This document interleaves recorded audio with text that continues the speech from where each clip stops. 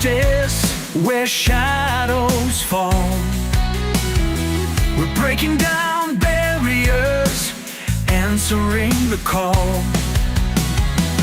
Voices of the silenced echo through the night. We shine the light on truth, making wrongs right. Justice, watch, we see it clear. Overviewing the system, no need to fear. Breaking down the laws, talking truth all day. On Justice Watch, shall we pave the way? From the court to the street, every voice counts. We're digging through the noise, making sense of doubt. With courage in our hearts and fire in our eyes, we seek the hidden truths and expose the lies. Justice, watch, we see it clear. Overviewing the system, no need to fear. Breaking down the laws, talking truth all day. On Justice Watch, shall we pave the way?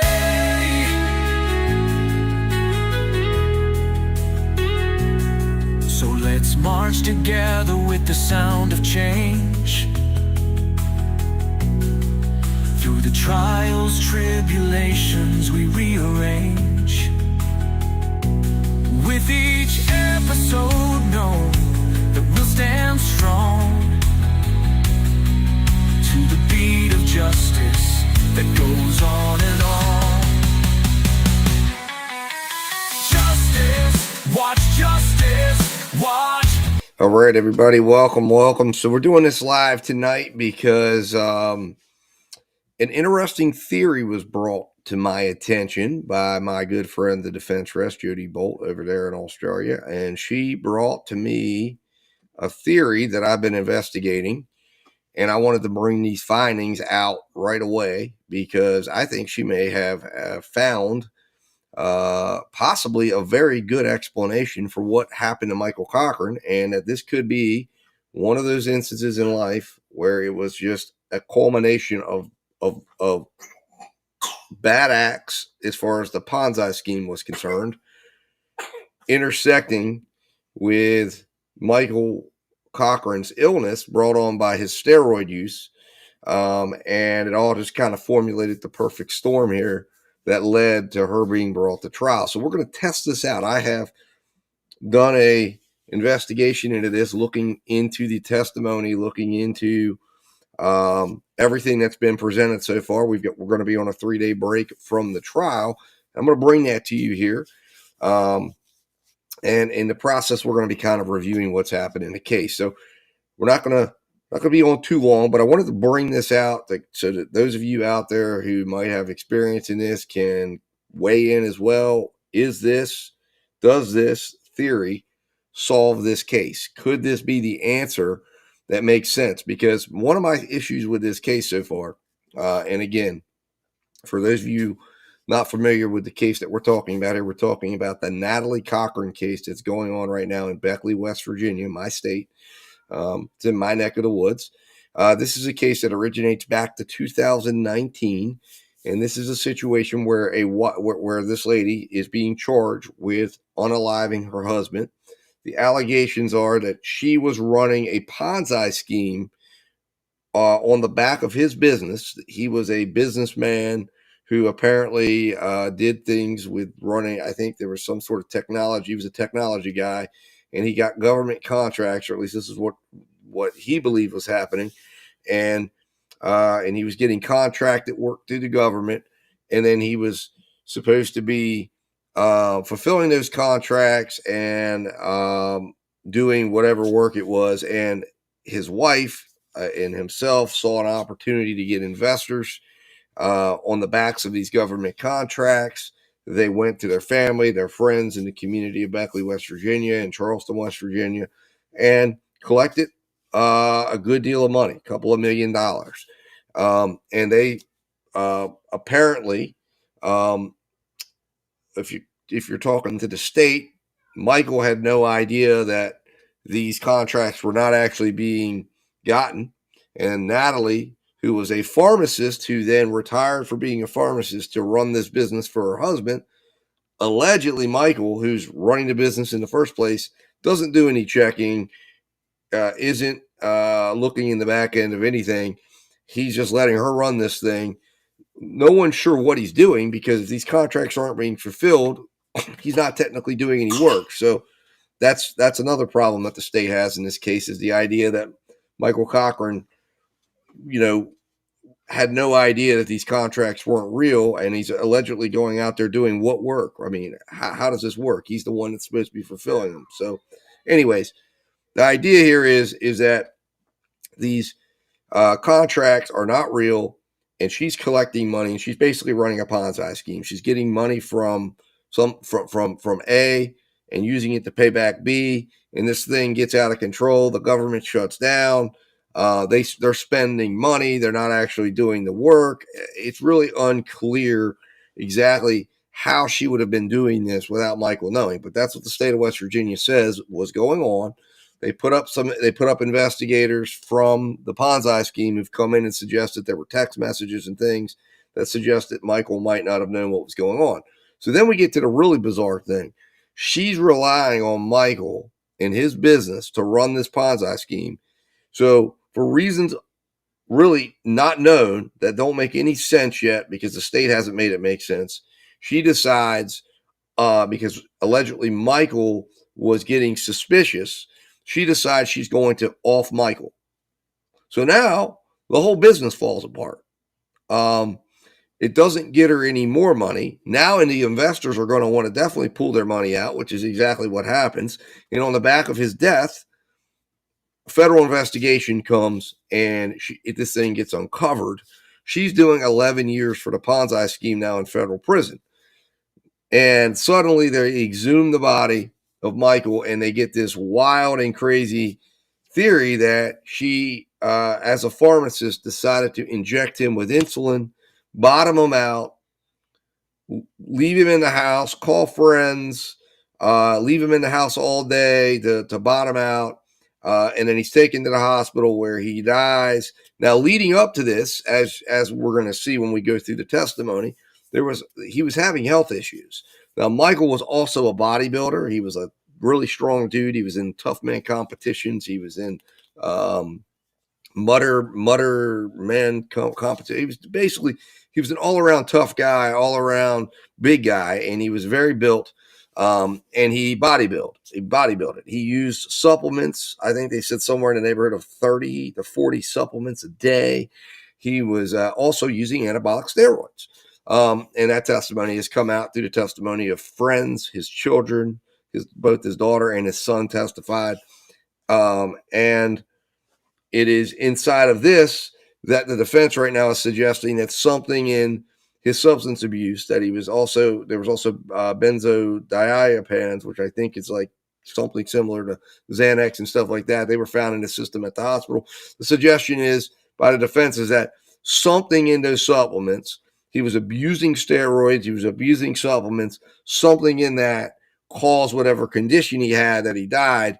And of course, the problem with that is the defense, which the state's relying on, the state has said, well, he had this drop in blood sugars.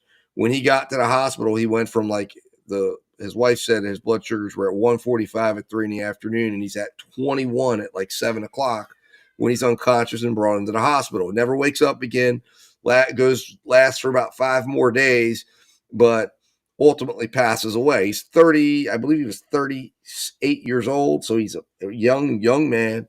Like I said, in great physical condition. So this was a mystery. And the state of West Virginia has decided that this mystery was solved by her unaliving him to cover up a Ponzi scheme. It's absolutely, in my opinion, ridiculous. This case is riddled with reasonable doubt. but it doesn't mean that a jury, as trier of fact and decider of fact, can't go back to that room and be so angry at her that they say, you know what, right now with the defense, how the big thing that the state's relying on is how did his insulin drop? So that is a key factor in this case. And Jodie Bolt over at the defense rest thinks she has uncovered it. So with that said, let's get into what her theory is. And I have it broken down here medically of what it is. And then we're going to look in the testimony and see how many witnesses that have testified out of the 19 that have testified have offered up evidence that this is true. So with that said, give me a moment here. Let me pull this up here and we're getting into this. So how can steroids, so her theory on this is that Michael Cochran was suffering from Addison's disease. So what is Addison's disease? Well, we're going to talk about it here and talk about how does steroid use lead to Addison's disease. So steroid use, particularly long-term use of corticosteroids like prednisone, can contribute to a condition known as secondary Addison's disease. Addison's disease occurs when the adrenal glands do not produce enough of certain hormones such as cortisol and aldosterone. In the case of secondary Addison's disease, the issue typically arises from the suppression of the hypothalamic pituitary adrenal axis. This suppression can be a result of prolonged steroid use, which he did have and has been something that's been testified to throughout this case, where the body becomes reliant on the external source of corticosteroids and the adrenal glands stop producing their own cortisol.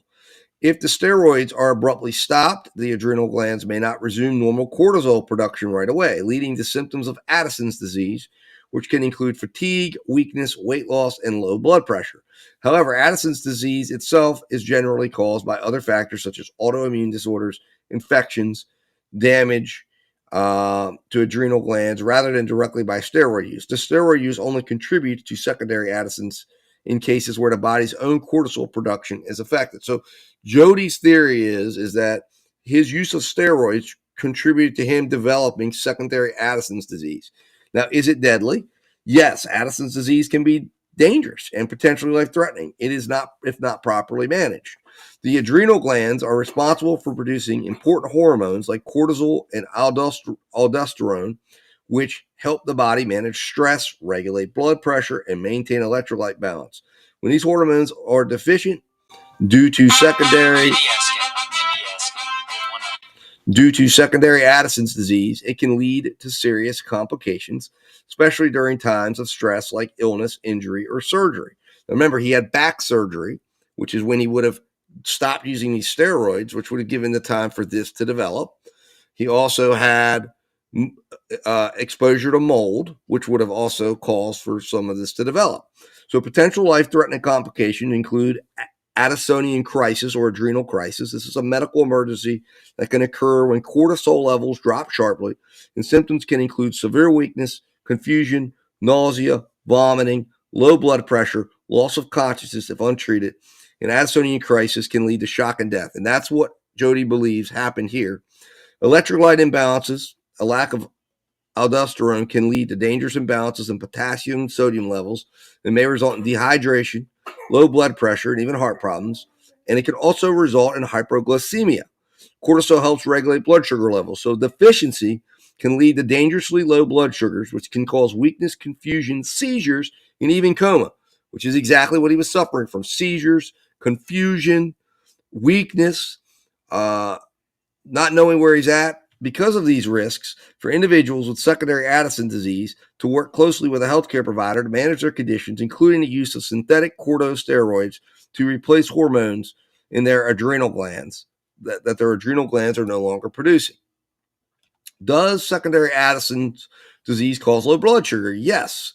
It can cause low blood sugar. We just talked about that. The adrenal glands, which are affected, produce cortisol, a hormone that plays a role in regulating blood sugar levels.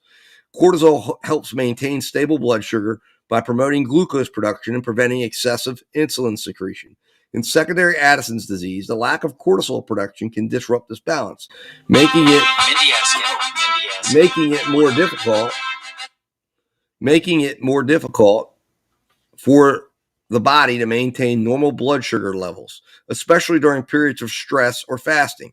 This can lead to hypoglycemia, which may cause symptoms such as weakness, sweating, shakiness, confusion or difficulty concentrating, irritability or mood changes, rapid heart rate, dizziness, or lightheaded. All of these he was reporting. In severe cases, hypoglycemia can result in more serious symptoms like seizures, loss of consciousness, or even coma, which is exactly what happened to him.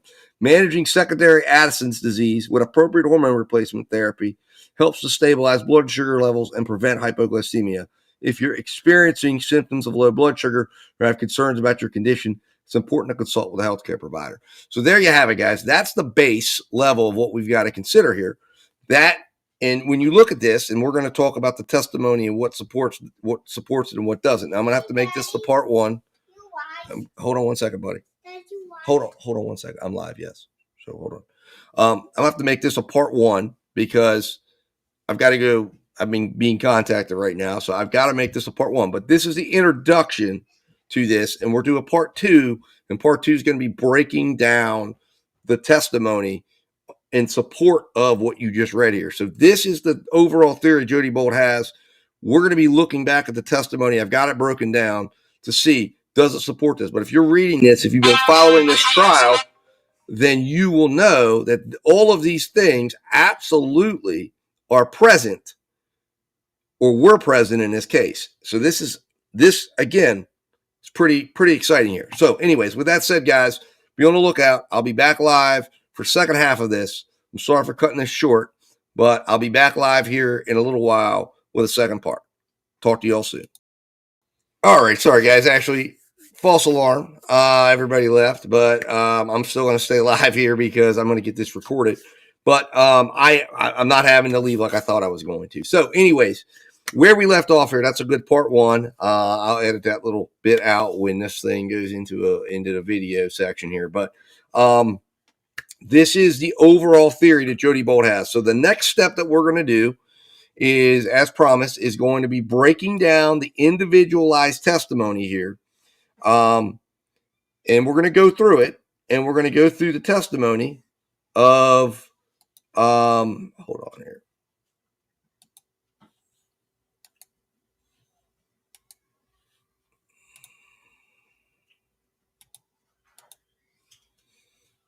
So let me actually, hold on here. We're going to get the next one up here. So is that, replace the slideshow. There it is. All right. All right, so here we go, guys. So here is the testimony. So we're going to go through the testimony and how it supports what we just talked about. So if you were following there, hopefully if you just joined because some of you left because of the fact that I thought I was going off air. If you go back a little bit, you're going to see the theory that we have here that our good friend Jodie Bolt over at the Defense Rest has raised on how Michael Cochran may have died. And we're looking now back through the testimony on what testimony supported that Michael Cochran could have been suffering from or even possibly could have passed away from Addison's disease. So let's jump in here. All right, so we'll see if I can get this. So, all right, so the first one we're going to look at is the son's testimony because he was very close with his father. So based on this testimony, the following were items supported it. His fatigue and weakness. Michael was described as becoming less active, losing interest in activities he previously enjoyed, such as doing sports and engaging in physical activities like hunting and shooting. His fatigue and lack of energy could be a sign of an adrenal insufficiency, which is a common symptom of Addison's disease. So there we have one piece of support. Increased irritability and aggression. This is coming from his son. He mentioned that he became more aggressive. He snapped at people more frequently. This could reflect an imbalance in hormones, as Addison's disease can sometimes cause mood swings, irritability, and depression. So we have another piece of support here. Memory issues and brain fog. Michael was noted, his son said that he was forgetting things that he planned. He seemed to experience brain fog. He had difficulty concentrating, remembering things.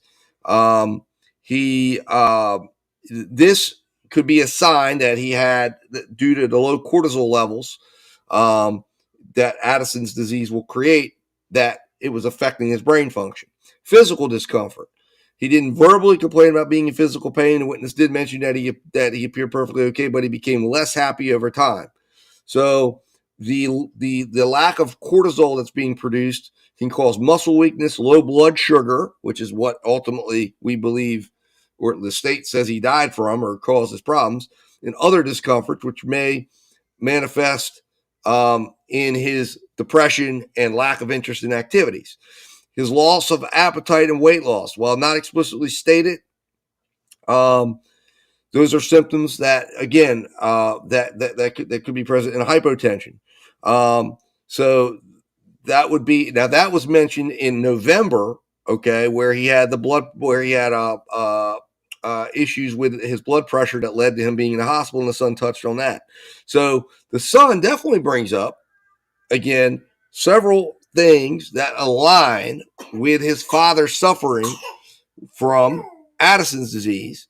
He also said, his son also brought into the picture that he used steroids, that he saw his father injecting himself with steroids, that he used steroids that he got from Mexico.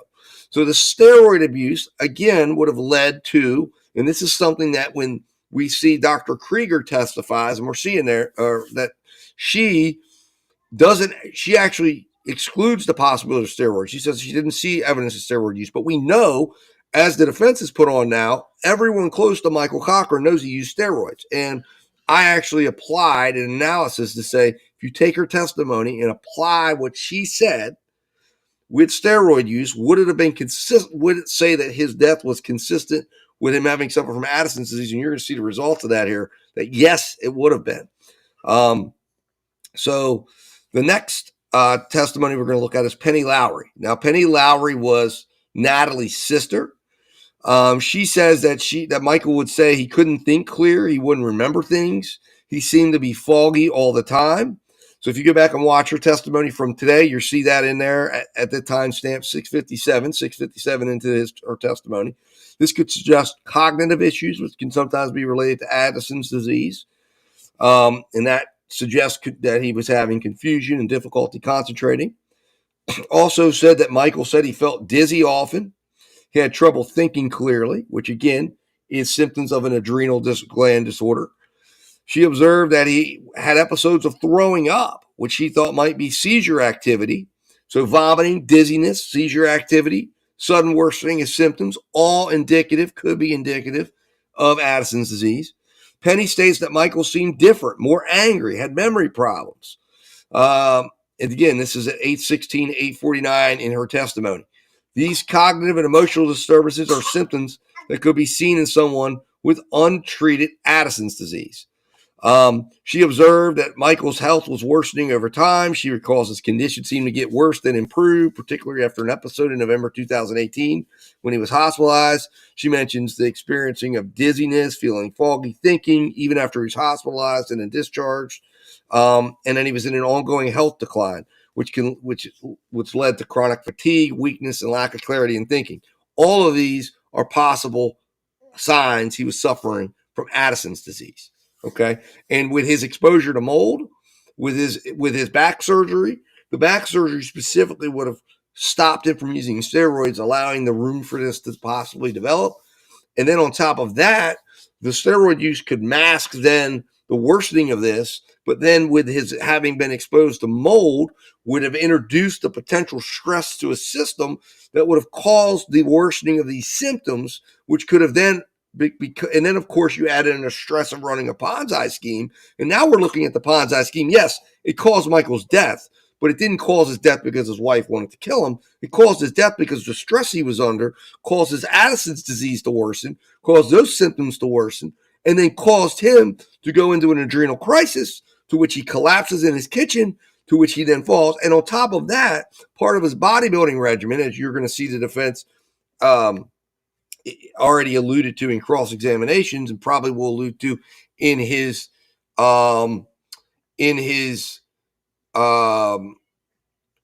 testimonies, it's not uncommon for bodybuilders to use insulin for purposes of bodybuilding.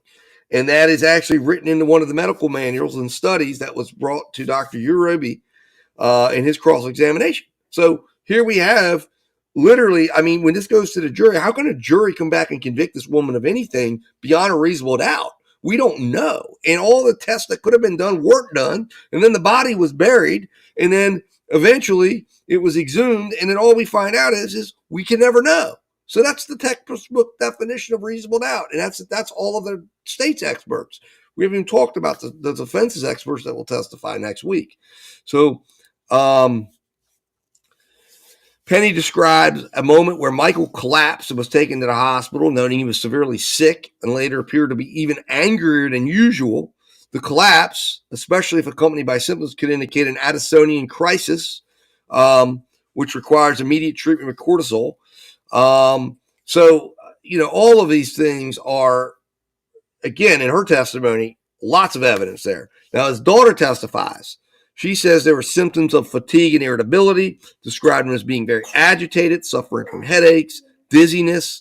He appeared forgetful and acting crazy in 2019, showing signs of mental fatigue and forgetfulness, along with, then we have physical symptoms. He wasn't eating as much as he used to, loss of appetite. There it is. He continued to, his health history, she says that the headaches, the dizziness, testimony notes that he was treated for a brain tumor, which may have been misdiagnosed because it could have made him think he had a brain tumor, because I guess Addison's disease can cause that type of a misdiagnosis, and that's what it was. You've got the steroid use. He was taking steroids and other supplements, and his use of steroids was confirmed. It's notable because Addison's disease requires corticosteroid replacement therapy, often involving the use of oral steroids. Long-term steroid use can also lead to complications if suddenly stopped or poorly managed. And here's the problem. He wasn't managing it. So again, remember, when you're using something like steroids or any type of pharmaceutical, your body develops a tolerance. So the other issue, and maybe the defense will touch on this next week, is the tolerance factor. And if you are not managing your steroids and increasing your dosages as needed, then you can develop things like secondary Addison's disease that would then cause you to have the symptoms start to get out of control. And since he's not dosing himself properly, it's the same as not taking them at all. It's the same as complicating them. So in my opinion, again, this is a fantastic theory. So hats off to Jodie over at the Defense Rest. I'm sure she'll be talking more about this. So definitely head over. There's a link up there attached in the chat. Head over to her channel, get subscribed, and I'm sure she will be talking about this. The large amounts of steroids he took, along with his use of anabolic steroids for muscle building, may have exacerbated any underlying adrenal insufficiency or contributed to his symptoms. Medical concerns and hospital visits. He went to the hospital multiple times with headaches, dizziness, mental confusion, showing his health was deteriorating. In November of 18, they considered a possibility of a brain tumor due to his confusions and dizziness, but it could have been a result of an Addison's crisis, which he wasn't telling anyone he was doing these things. That's the problem. He didn't like hospitals. He wasn't a compliant patient. So, and again, remember, your hospital visit, as I always tell my wife and my kids, is as good as what you're willing to talk to your doctor about. If you're not willing to talk to your doctor about stuff, it's not going to be as good. Family concerns. They witnessed that, in this case, that his symptoms had worsened. So, I mean, look, like I said, this is screaming off the page here. Michael Treadway, his friend, he testifies that Michael was agitated, confused. He testifies about a Panera Bread incident where Michael didn't even know that he was wearing a hat. Even though he was wearing a hat, he didn't think he was wearing a hat. He testifies to that he noticed physical symptoms and decline in his health. He described him as always being very focused and athletic. However, around 2018, that changed. He began acting in ways that were out of character for him. Again, this is all in line with, remember, he had mold exposure. He had his back surgery because he injured his back. These are things that trigger this. And then on top of that, he's not managing, his steroids are not being managed. And this is what can develop out of it. He talks about the hospitalization. He talks about headaches. And again, this comes to the conclusion that what was happening in February of 2019 was a potential adrenal crisis. Trooper Bledsoe talks about this, that in his investigation, he found symptoms that supported this. This is the lead investigator. He says that there was health history. The health history that he discusses are all symptoms that could be in a line with Addison's disease. For instance, the unexplained weight loss, fatigue, muscle weakness, dizziness. These are all things confirmed by this investigator. Inconsistent diagnosis or lack of medical attention because he wasn't willing to go to the doctors. He wasn't willing to have a doctor manage his treatment plan. Let's see here. The autopsy says that it referenced findings that were consistent, such as the presence of high potassium levels and low blood pressure, both of which are commonly seen in undiagnosed or unrelated Addison's disease. Then we have Trooper John Hamilton. This was the gentleman that was a friend of his. He came to his house. I actually took him to the hospital. He talks about the seizure and the health episodes, and that Michael was flailing around. This was in November 2018. Talks about how Mike didn't want to go to the hospital, which means, again, whatever's happening here is going untreated, unmanaged. So he is absolutely just ripe for this to develop. Let's see here. Trooper Hamilton goes on to discuss the steroid use in bodybuilding. He confirms that, yes, he was using steroids. And of course, Addison's disease can be managed or go undiagnosed for some time, especially individuals who might be using steroids to try to maintain their physical strength. The misuse of steroids or failing to adjust them properly during periods of stress, like a seizure or illness, could have contributed to the adrenal crisis. So his failure to have a management plan is exactly what could be happening here. General illness symptoms include fatigue, weakness, salt cravings. And all of this lines up with what was being described. And what happened that day, him suddenly collapsing. He went into crisis. And then one of the things that's going to happen is your blood sugars are going to drop, and it's going to be unmanaged. It's going to appear exactly as if this, like the one doctor said, yeah, you have two things. It could be an adrenal crisis, or it could be he was injected with insulin. Well, we don't have any evidence he was injected. We have no injection sites. It doesn't even make sense that this would happen. What makes sense is he was a steroid abuser, and he created this for himself, and he also happened to be running a Ponzi scheme. He also happened to be living one heck of a stressful life. So, anyways, we're running through this here. Jennifer Davis, a lot of this is just confirming the same things and the same things that everyone else has seen. He was taking steroids. He had flu-like illness that they've been both sick with the flu. So that's the other thing too. If they were sick with the flu, if Natalie was sick with the flu, that was at least somewhat confirmed here by this testimony that she was sick, and her daughter said she was sick, and the kids said she was sick. And if they were having a virus run through them, that is exactly the circumstances that would have set in motion an adrenal crisis, because his body would be unable to deal with that. It would cause an immediate drop in his blood sugars. So we have the family friend, the physician's assistant. I didn't catch her name because it was silent during that time. They were having problems. But she, again, talks to he had that again, respiratory failure, low blood sugar. She was talking about there was possible insulin overdose because she was talking about, I guess, that there was presence of insulin, and they were questioning her about that. But she saw him that day, and the things she observed are all in line with a potential adrenal crisis. She didn't think of that. She did not suggest that that's what it was. Then we have Brenda Epperly, even in this hospice nurse who took care of him. She says that when the testimony does mention that he had a constellation of internal physical problems, including an enlarged heart, brain swelling with edema, seizures, and hypoglycemia. Addison's disease was not mentioned in the history provided to the nurse, but the heart condition, the brain swelling, and the hypoglycemia were noted, which could indicate multiple organ failure, which could be caused by Addison's disease. So all of those things, again, it doesn't mean it is. There's not been a link presented, but it could be a result of it. Says that the death certificate listed acute respiratory failure due to cerebral edema, meaning Michael Cochran's breathing stopped and fluid built up in his brain. While this doesn't specifically point to Addison's disease, one of the symptoms of Addison's disease is an inability to respond to stress, which can cause an adrenal crisis, which, if untreated, an adrenal crisis can lead to shock, hypertension, possibly death, which might result in respiratory failure and organ failure that could mimic some of the symptoms described in the testimony, specifically what's happened here.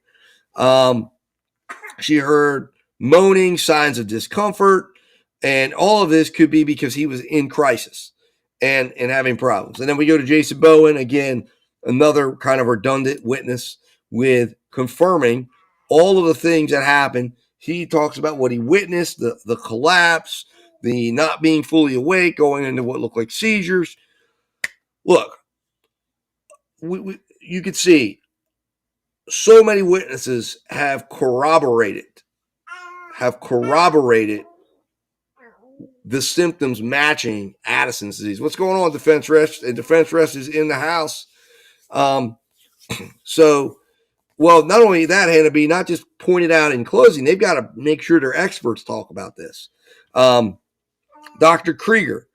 Now, what does she testify to? She discusses how Michael's blood glucose levels were severely low. A primary cause could be insulin overdose. Also, it could be adrenal insufficiency. So she actually says adrenal insufficiency could have been a cause, right?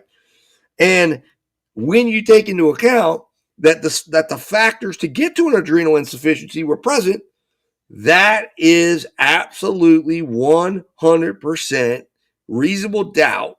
And I don't see how this jury could come to any verdict other than not guilty at this point. Dr. Krieger, if this is argued correctly, Dr. Krieger outlines that insufficiency of the adrenal gland, which can be associated with Addison's disease, could lead to low blood sugar. However, she also stated that there was no evidence to suggest that Michael Cochran had issues with his adrenal gland, except she's not even taking into account the steroid use at all.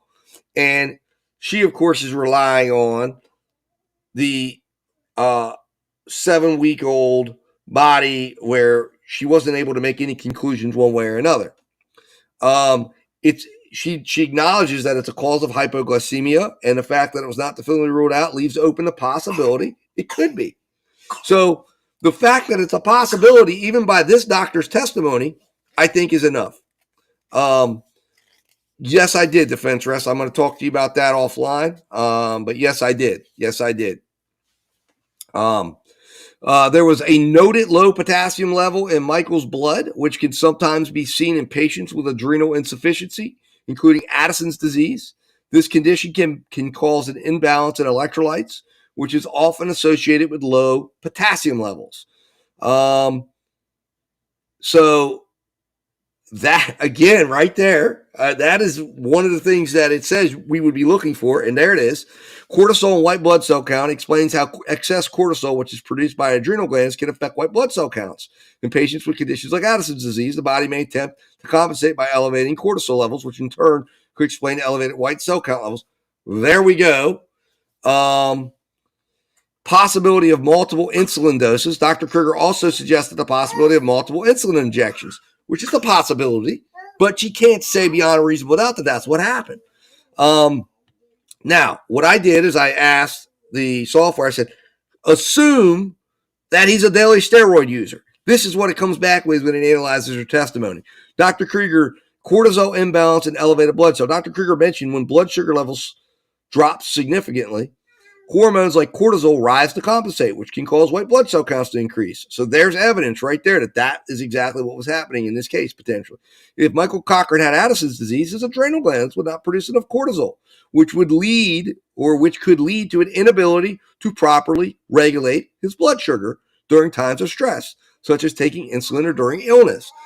They had the flu, which means his body goes into adrenal shock. He collapses on the floor of the kitchen, and this whole thing develops. And it's got nothing to do with killing him to stop a Ponzi scheme, which made no sense. A Ponzi scheme he most assuredly had to be aware of. Cortisol production from the adrenal gland is critical for maintaining normal blood sugar levels. If the adrenal gland fails, as in Addison's disease, the body cannot mount a normal response. Steroid use and the impact on the adrenal gland. Daily steroid use can suppress the natural function of the adrenal gland. If Michael had been using steroids for an extended period of time, his adrenal glands may have become atrophied or impaired, meaning they would not have been able to produce sufficient cortisol during a crisis, such as an insulin overdose or a significant infection. So obviously it's a possibility it could have been insulin overdose, but it also could have been an infection, which we know is possible, and they can't rule that out.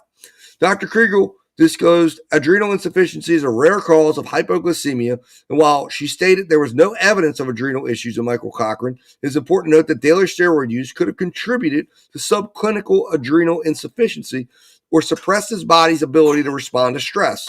This may not have been obvious from standard tests.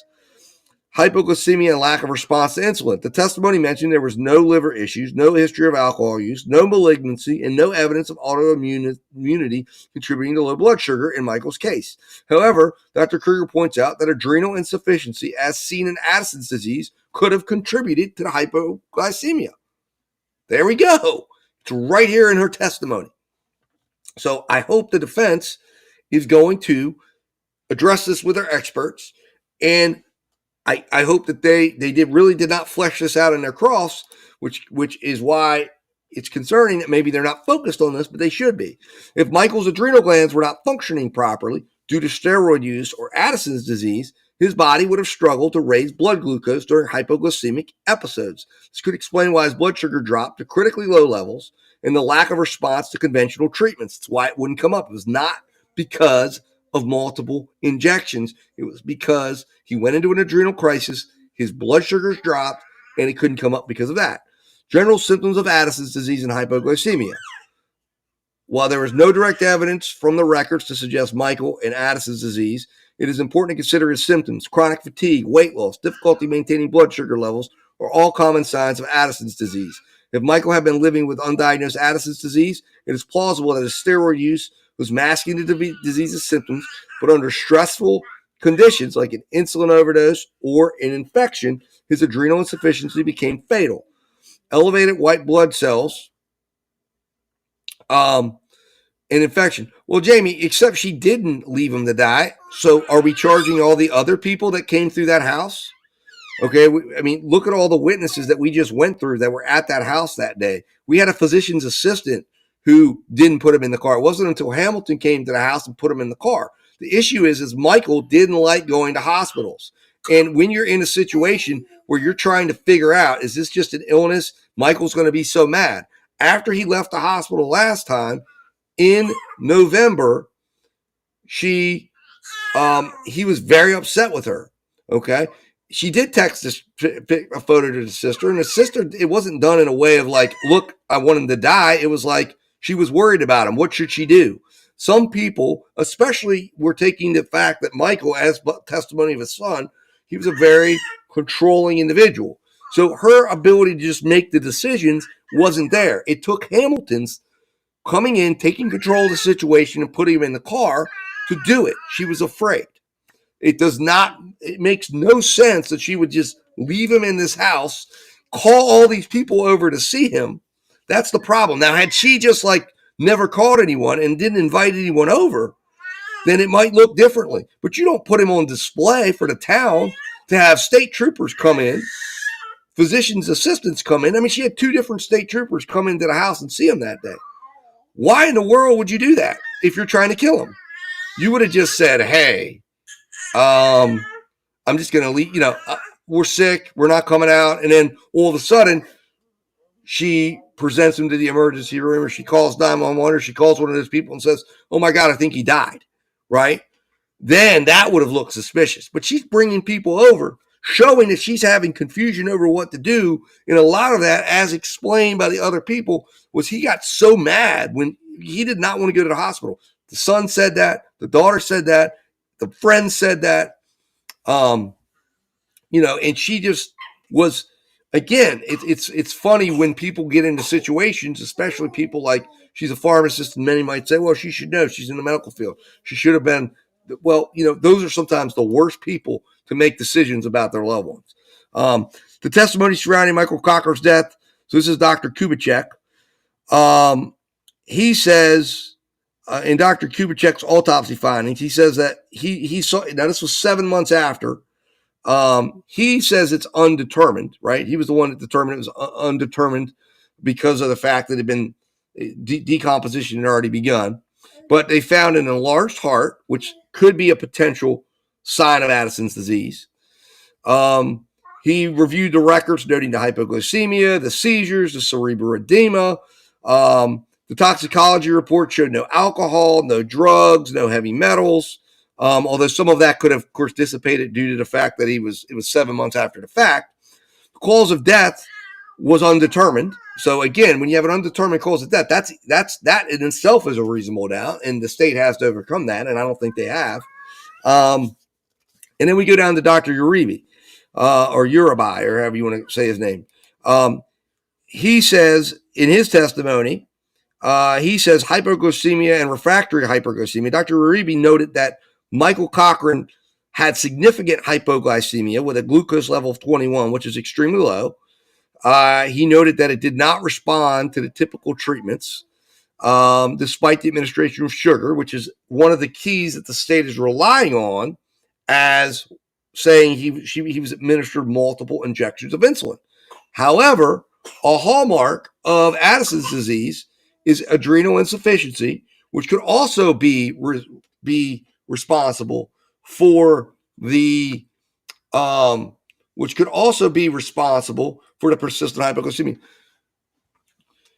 Well, Jamie, no one has a legal. You have a legal responsibility over your child, but was not readily apparent in that situation that 911 was necessary. Now, if he had been gunshot on the floor and she walked away, you might be able to make that argument.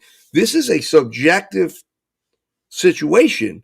Again, she caught a bunch of people over. So you can't even run that on her. She called police over. She called medical professionals over. But you, in theory, it's a very murky situation. You do not have a responsibility necessarily to call for medical help unless you were doing something to cause that problem. You can walk on down the street and walk on by the person you see suffering. But it depends on what your knowledge is of the situation. But if you know you did something to them and you don't call them, then you could find yourself in some trouble. And then if it's your child, if you have a duty to care for your child, you do. They're under the age of 18, they're under your care.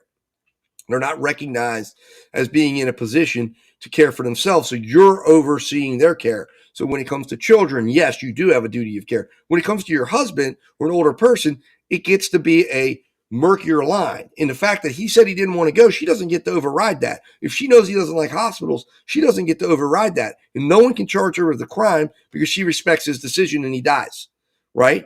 So it's a much murkier situation when you get into an adult. So he says that during the autopsy, Uribe ruled out other causes of hypoglycemia, such as pancreatic tumors, insulinoma, and other known metabolic conditions. However, Addison's disease, which could be caused by an adrenal insufficiency leading to hypoglycemia, was not tested for. So he did not rule that out. So that is significant. This is why this needs to be. Oh, no, you're fine, Jamie. This is a type of situation. It is meant to interrupt. So any questions you guys have, interrupt away. That's what Justice Watch Live's about. We're live. We're talking. We're interrupting. And we're discussing. So anything you have, questions you have, interrupt. We can go down rabbit holes. That's what it's all for. Discussion of adrenal insufficiency and other conditions. Dr.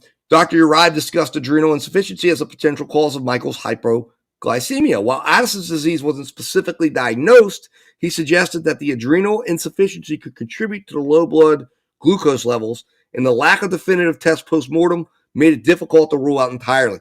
Boom. If the defense raises this and can bring in experts, this is reasonable doubt baked in to the state's own experts. It can't be ruled out.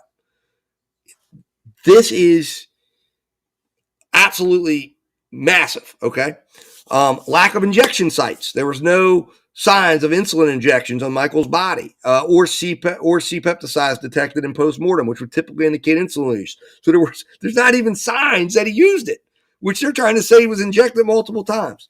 Dr. Uribe, however, pointed out that since the body had decomposed, and by the time it was difficult. So the state doesn't get to live like this, though. You don't get to say that, hey, the body decomposed too much and we can't rule it out. That's not how it works. That's reasonable doubt. It's not here. It couldn't be tested for. You can't, the presumption of innocence is with the defendant. Therefore, we settle things like that by presuming the defendant innocent, and you haven't overcome that presumption. Thereby, this is not guilty.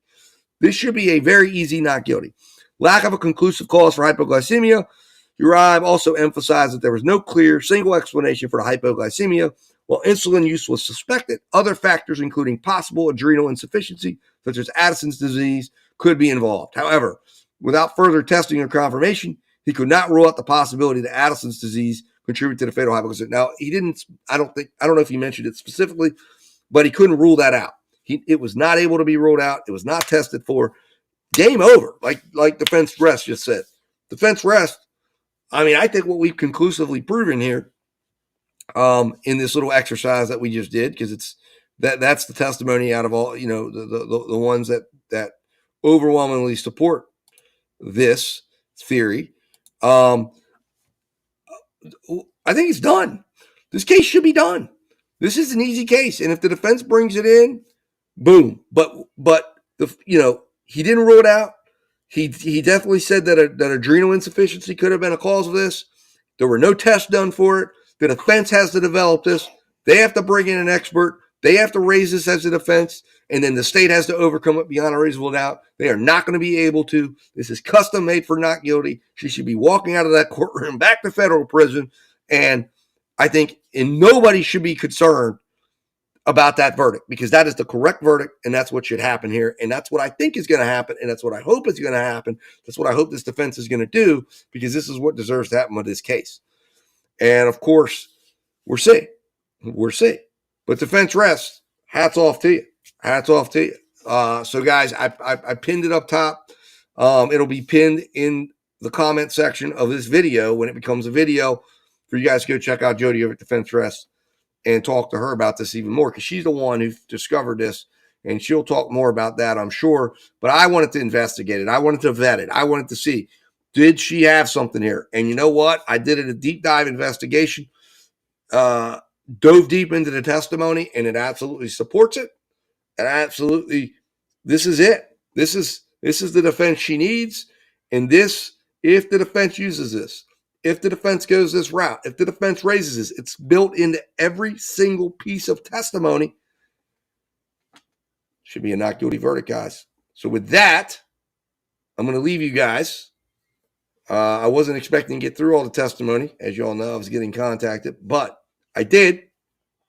Let me know your thoughts in the comments.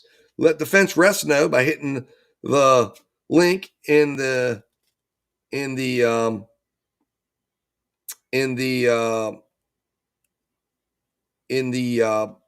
comments or the chat, and head over there and talk to her when she's live. She's live like almost every day, so you guys can go over and have a conversation. She's watching this trial as well. Check it out, because like I said, this is a huge deal.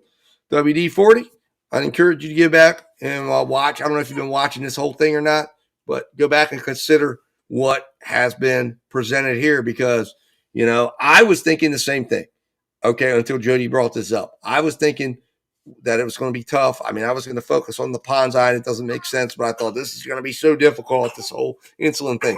It's not anymore. It's in favor of her. This is game changing. This is huge. So it's been vetted here on justice as a process.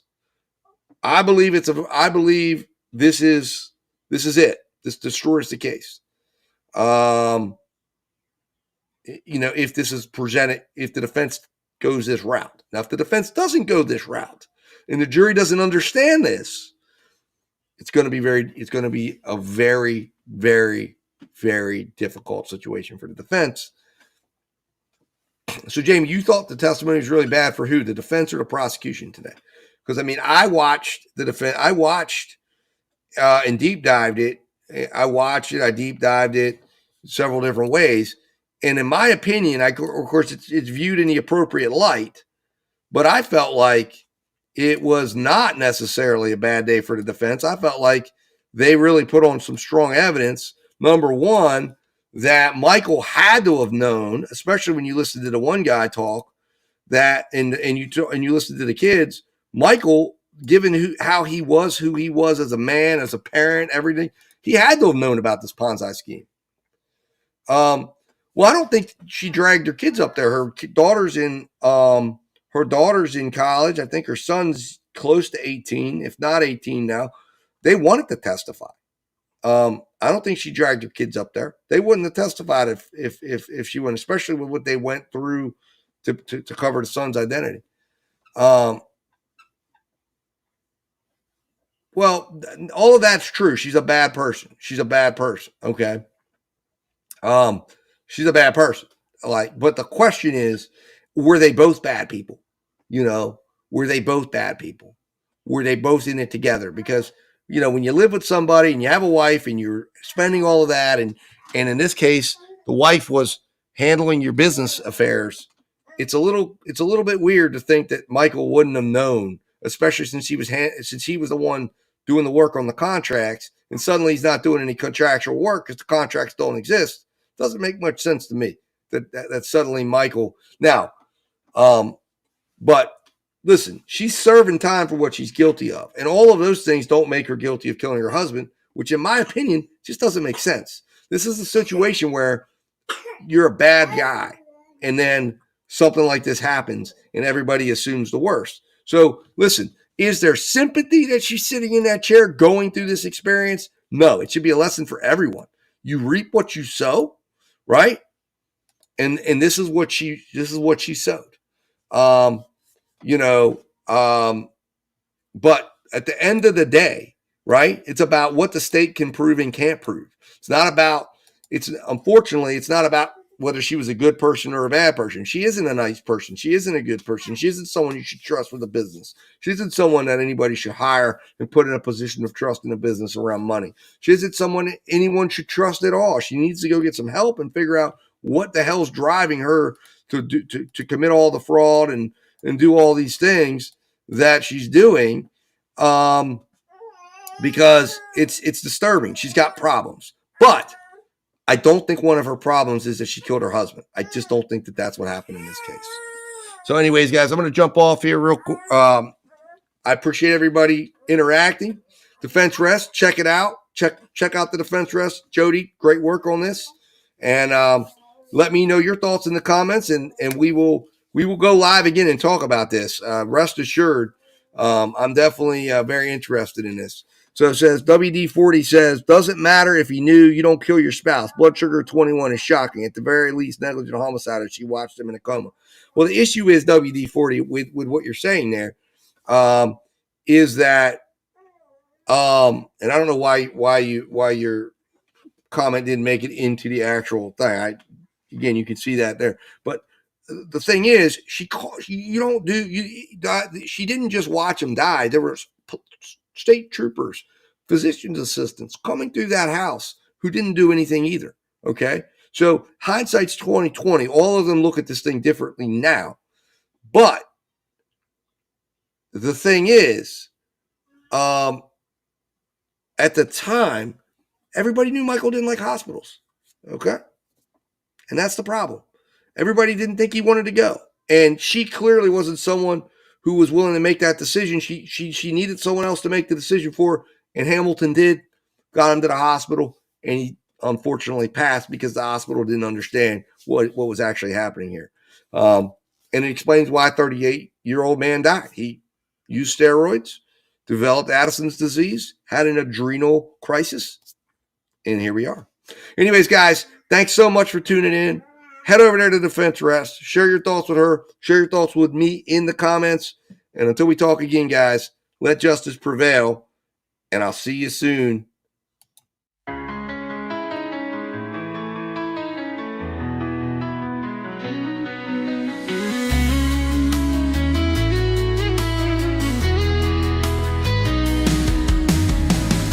the halls of justice, where shadows fall, we're breaking down barriers, answering the call. Voices of the silenced echo through the night. We shine the light on truth, making wrongs right. Justice, watch, we see it clear. Overviewing the system, no need to fear. Breaking down the laws, talking truth all day.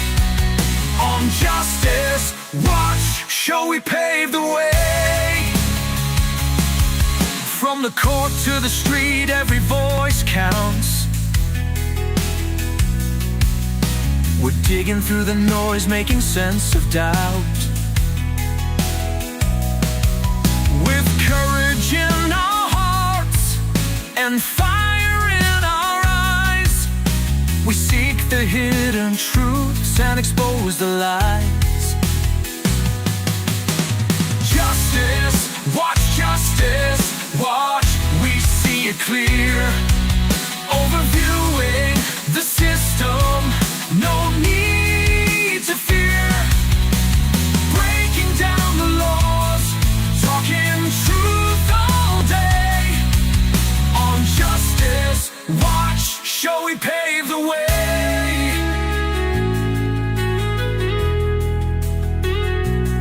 So let's march together with the sound of change. Through the trials, tribulations, we rearrange. With each episode, know that we'll stand strong. To the beat of justice that goes on and on. Justice, watch, we see it clear.